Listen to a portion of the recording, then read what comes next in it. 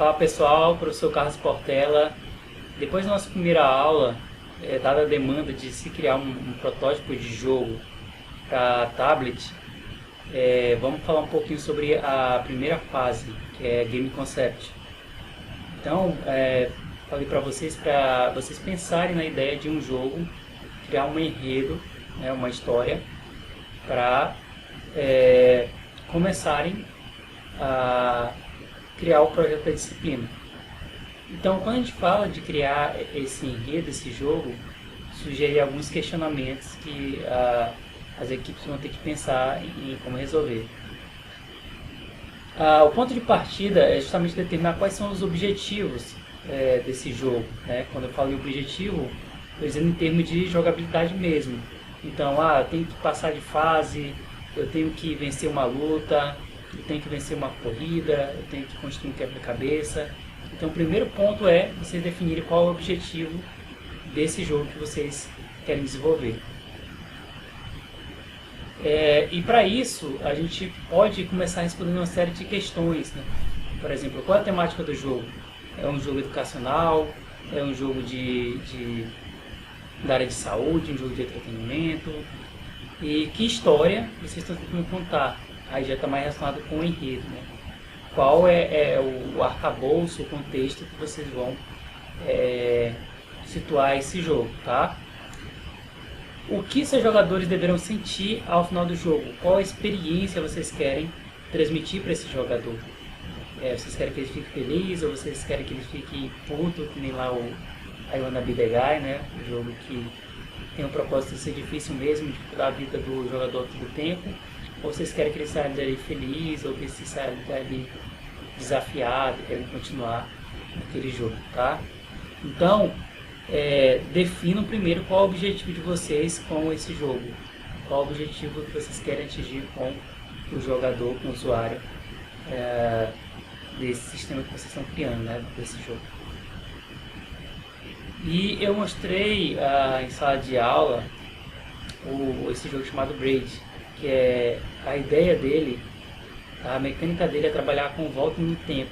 Então, para você passar das fases, você precisa usar o recurso de voltar no tempo. Aí sim você consegue cumprir os desafios e entender também o enredo da história, né? Você vai só entender esse enredo a partir do momento que você conclui esse jogo, né? E entender esse elemento de volta no tempo. Então, baixem esse jogo, dê uma jogada aí para vocês terem uma ideia de um enredo criativo para a história de vocês. Bom, determinado qual o objetivo, a ideia agora é que vocês deixem bem claro quem é o público-alvo de vocês, quem vai ser esse jogador que vai se divertir com o jogo que vocês estão criando. Porque esse público ele determina o tipo a maneira com que as pessoas vão jogar. A maneira que o público idoso joga é diferente do que uma criança joga. As crianças, principalmente hoje em dia, estão em ritmo muito acelerado, então jogos que são mais adequados com esse ritmo, né? Constante estímulo, muita informação na tela. Agora o idoso não, ele já tem uma necessidade de entender melhor o cenário, o público adolescente e adulto já tem outra necessidade. Então, deixem bem claro quem é esse público-alvo de vocês, né? Lembrando que a gente vai partir para a documentação dessas informações, tá? Então, já também deixe bem claro esse documento, no Game Design Document, no GDD, qual é o público-alvo de vocês. E aí, dependendo desse público-alvo, a gente tem diferentes tipos de jogos e padrões de conteúdo, né? Vale a pena também vocês identificarem a correlação entre o público-alvo e esse tipo de conteúdo de vocês. Aqui é só um exemplo do jogo que fizeram do Sub-Zero, do Mortal Kombat, né, que não deu tão certo. Por quê? O Mortal Kombat ele fica ali preso no gênero dele, né, no público dele de um jogo de luta. Quando foi para esse jogo mais modo história, acabou não dando muito certo porque não agradou aquele público-alvo cativo dele e o próprio enredo não agradou tanto aquele nicho de mercado. E aí Também a gente precisa terminar a plataforma, aqui a gente já está bem determinado, né? A gente alinhou que vai ser mobile e tablet. Então, isso vai determinar a engine que vocês vão programar, vai determinar as limitações de recursos que vocês vão ter. É bem importante deixar bem claro qual é essa plataforma que vocês vão atuar, tá? E a compatibilidade do jogo que vocês vão criar para essa plataforma. E aí ela dita, né, como esse jogo vai ser controlado, né, vai ser touch, né, o tablet vai ser touch. E também como ele vai ser comercializado, vai ser, no caso na Play Store, né, vai ser para Android. Aqui eu só trouxe o exemplo do Angry Birds, que ele tem praticamente para todas as plataformas, né, as principais, Android, iOS, Windows, Flash, Windows Phone até, na época, né, macOS, Xbox. Então é um jogo bem multiplataforma. Também vocês têm que pensar já no gênero do jogo de vocês. Ele determina como o jogo vai ser elaborado. Então, e isso vai impactar diretamente aspectos de design do jogo, do gênero. Vai ser gênero aventura, vai ser terror, vai ser quebra-cabeça. E isso vai impactar em toda a cadeia, né? Enredo, controle. E assim, esse enredo conectado com o gênero também vai fazer com que vocês possam fazer algo mais criativo e original. Então tentar fugir um pouco do estereótipo. Você está até falando do jogo de luta, né? Que eles são bem parecidos aí. E aí você tem que tentar inovar mesmo dentro daquele nicho que já é consolidado. Aqui é exemplo de alguns gêneros. Tem os gêneros de arcade, né? Jogos de tiro, jogos de quebra-cabeça, plataforma, jogos de corrida, de aventura, de RPG, tiro em primeira pessoa, defesa de torre, terror, luta, humor, sobrevivência, vários gêneros. O exemplo do Minecraft, ele é um jogo que ele explora vários gêneros, né? Eu posso ter um pouquinho de RPG, eu tenho um pouco de quebra-cabeça, de aventura, de Lego, né? Essa questão de quebra-cabeça. Então, eu posso misturar esses gêneros, né? Para poder criar um jogo mais versátil. E eu tenho que dar opções para o meu usuário. O jogo fica chato quando eu coloco o usuário para andar somente por uma trilha. Então o ideal é que eu faça com que ele tenha várias opções ali para onde seguir. Então o usuário tem que sentir que ele tem esse poder de escolha em mãos. Eu posso ir por mais de um caminho, eu posso decidir meu destino. É claro que dependendo do tipo de jogo isso fica mais difícil, né, ser mais escolhido na história. Mas a gente tem que tentar deixar o mais complexo possível para que o jogo não fique muito previsível, tá? Um exemplo aqui, a série de jogos do GTA, né? Onde eu posso fazer várias coisas. Eu posso pegar um carro, apostar corrida, eu posso me envolver ali no tiroteio, em alguma missão de assalto a banco, de disfarce, eu posso ir no cinema. Eu tenho várias opções, né? Vários caminhos que eu posso tomar aqui durante esse jogo. Bom, eu tenho que deixar bem claro quais são esses desafios para o meu usuário. Então isso está diretamente relacionado com o meu gameplay, explicando como o jogo funciona, qual é a mecânica que ele pode utilizar. E isso para o usuário traduzido na forma de desafios que ele vai ter que se deparar no decorrer do jogo. Tá? Exemplo do jogo do Mario, que é um jogo que todo mundo conhece. Qual é a dinâmica ali? Eu tenho que correr, eu tenho que evitar obstáculos, eu tenho que chegar no final da bandeira, eu posso pular, posso quebrar blocos com a minha cabeça. E aí bem parecido do Sonic, né? Eu vou avançando no cenário, eu vou coletando itens, eu tenho que chegar no final, pegar uma bandeirinha. E eu tenho que incentivar o meu usuário, eu tenho que manter ele motivado, né? Não basta somente a exigir dele desafios, mas eu também tenho que motivar ele para ele continuar engajado. Então, independente do jogo, pessoal, eu preciso me preocupar nesses motivos para manter o meu usuário jogando, né? Eu tenho que determinar metas e tenho que dar recompensas para ele, né? Para que ele possa continuar engajado aí naqueles desafios do jogo. Exemplo aqui do jogo do Mega Man. Toda vez que eu derroto um inimigo, eu absorvo a habilidade daquele inimigo.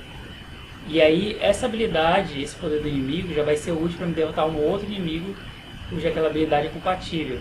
Então eu tenho esse incentivo de derrotar um determinado vilão, porque vai fazer com que seja mais fácil derrotar o próximo vilão através daquela arma, aquele poder que é compatível com a habilidade do próximo chefe, tá?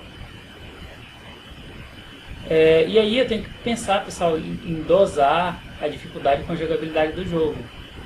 Então, garantir que o jogo nem seja tão muito difícil, a ponto de ser impossível, tipo I Wanna Be The Guy, mas também eu tenho que ter desafios que sejam estimulantes para fazer com que o jogador se sinta desafiado, instigado a tentar aprender e avançar naqueles desafios, tá? E é por isso que existe a versão beta, para que a gente possa ir calibrando essa jogabilidade e dificuldade do jogo. O I Wanna Be The Guy que eu citei, né, que é bem difícil e irrita o usuário, né, mas esse é o propósito dele. E aí é só para a gente pensar nessa dosagem entre jogabilidade e dificuldade.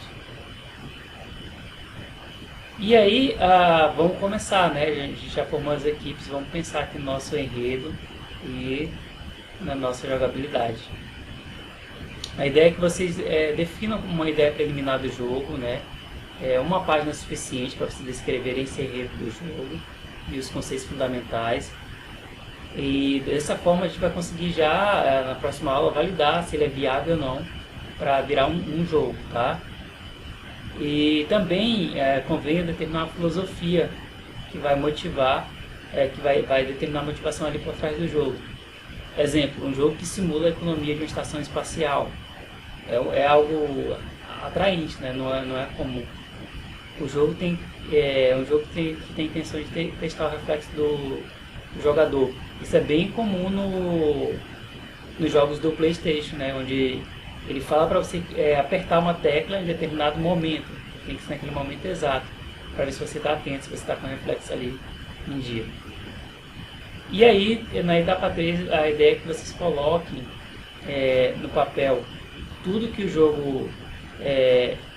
tudo que vai fazer com que o jogo de vocês se diferencie dos demais daquele gênero, tá? Exemplo daquele conceito de construção de uma estação espacial, a característica que você vai ter que construir e gerenciar a sua própria estação espacial, tá?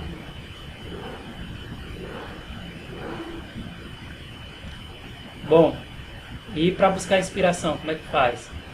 Jogar, né? Jogar é uma boa maneira de buscar inspiração, principalmente jogos dos gêneros aí que vocês estão pretendendo. E aí, vamos partir para a criação da história. Para criar a história de vocês, partam de um conceito sólido, tá? O que é isso? Definam bem o centro, o core da história de vocês, tá? Porque se vocês definirem um conceito ruim, isso pode arruinar todo o restante aí do projeto de vocês, tá? Então, definir bem esse conceito antes de avançar. Tem que garantir que ele seja completo para poder derivar personagens que vão estar dentro daquele mundo ali e gameplay ricos, né? Tem uma boa experiência de usuário. Tudo isso parte de uma boa história. Bom, vamos determinar aqui a velocidade e a intensidade do jogo, do desenrolar dessa trama, né? É claro que aqui a gente vai fazer um protótipo de jogo, é mais para vocês terem essa ideia abrangente do escopo. Então a ideia é que a gente crie uma história tão boa como de um filme, de um livro, como se a gente estivesse criando aqui uma obra bem maior, tá? E claro, o ritmo de narração desse jogo. Qual é a velocidade com que eu vou avançar nessa história. Então, há esse padrão que é mais agradável, um ritmo gradativo que vai subindo até que chega no clímax. Então, ele deve ter seus altos e baixos, momento para o usuário descansar e poder digerir ali as informações que ele vai recebendo. E para contar essa história, tem várias técnicas clássicas para contar histórias, né? E aí muitos dos jogos que a gente gosta seguem esses clássicos, então por isso que é mais fácil conquistar a gente, porque já é algo bem consolidado. Exemplo, estruturar em atos, ato 1, ato 2, ato 3, até que chega no ato final. Isso a gente vê em filmes, livros, peças, né? Teatrais, e aí isso vai seguindo, ele vai seguindo um ritmo nessa contação de história. E aí tem nossos clássicos, né? A gente tem o monomito e a jornada do herói, que são filosofias comuns de contação de história, e que a maioria das narrativas de filmes de super-herói, então, segue, né? E acabou se tornando um padrão aí, para fazer com que a gente possa contar boas histórias, né? E engajar nossos leitores, jogadores nessas histórias. E então a gente pode inclusive explorar esse padrão aí, e até entender um pouco desse lado mais psicológico do ser humano, de como ele se engaja e se envolve nessas histórias, tá? Então, a jornada do herói é aquele clássico de eu tô num mundinho comum, né? Tô tranquilo, e aí recebo chamado para uma aventura. Só que no primeiro momento eu recuso aquele chamado. E aí eu vou partindo para um encontro com alguém que vai me fazer mudar a minha visão. Ou seja, um mentor ali na minha jornada, ou algum evento sobrenatural. E aí eu vou passando as minhas barreiras que eu pré-concebi. Eu vou evoluindo, né? Transpassando meu limiar. E aí vou pro ventre da baleia, né? O clássico aqui do Pinóquio. Vou passando por teste, vou tendo aliados, inimigos, provações. E aí vou me aproximando da caverna oculta, onde eu vou passar pela aprovação suprema, a aprovação máxima. E aí ao passar por ela eu tenho uma recompensa e vou fazer um caminho de volta, né? Agora eu aceitei o meu chamado e aí eu vou ressurgir e vou retornar com uma solução, com o meu elixir, que é a solução final. E isso, pessoal, a gente pode aplicar em vários filmes, vários clássicos nessa jornada do herói, né? Senhor dos Anéis, né? O Frodo teve a chamada do herói, recusou, e aí teve encontro com o sobrenatural, se juntou com seus amigos, seus aliados, teve uma aprovação, passou pela aprovação, e no final da jornada ele retorna para casa. Filme de herói também, a gente pode aplicar em vários filmes de heróis aí que vai fazer sentido esse trajeto, né, da jornada do herói. O exemplo aqui do Zelda também, né, que ele é chamado para aventura, aí esse joguinho aqui do 64, ele está dormindo, até que ele vai aceitando, ele recebe os itens mágicos aqui, né, espada, escudo, e no final da jornada ele volta para casa ali, trazendo toda essa bagagem, essa experiência que ele adquiriu durante sua jornada. Outra dica para evitar percalço. Percalços, o que são percalços? São clichês, né? Alguns são melhores que outros, então, mas a gente tem que evitar ao máximo seguir esses clichês para não ficar algo batido. Até aquele jogo que o usuário chega, ele já sabe o que ele vai ver para frente e como solucionar, então não vai ter um desafio ali. Então compensa em passar um tempo pesquisando sobre quais são esses clichês, né? Para que a gente não desenvolva esses clichês de forma ambulante. Exemplo lá do jogo que eu falei para vocês, né? Que acaba sendo muito clichê. Às vezes a gente pega um jogo e a gente já sabe os macetes, meia-lua, né? Meia-lua X já vai soltar ali um poder, a defesa. Então a gente tem que tentar inovar dentro do nicho, que é aquilo que a gente falou logo lá no início. Então é isso, pessoal. Essa é uma aula mais para motivar vocês assim em relação à construção dessa história. Eu posso seguir aí a determinados estereótipos, maneiras de contar a história, como a jornada do herói.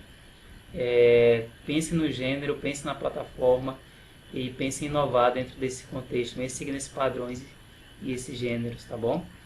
E aí na próxima aula a gente vai tratar mais sobre criar personagens para poder habitar esse mundo que vocês criaram agora nesse primeiro momento do enredo. Tá bom, pessoal? Obrigado, até a próxima.